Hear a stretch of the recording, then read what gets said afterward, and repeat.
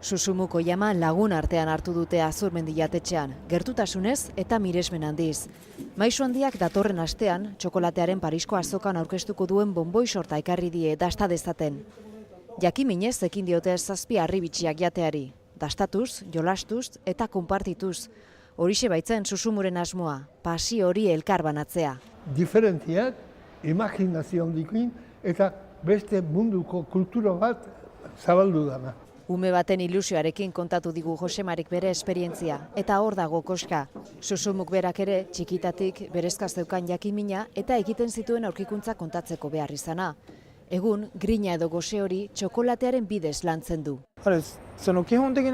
Teknika oinarrizkoa da, baina sormena da giltza. Eta edonon aurkitzen dut, eguneroko bizipinetan. Ninja bonboi saritua esaterako Etxebarri erretegira egindako bisita batean okurritu zitzaion. Euskal Herrira datorren 4. aldia da, eta lotura berezia sentitzen du hemengo sukaldaritzarekin.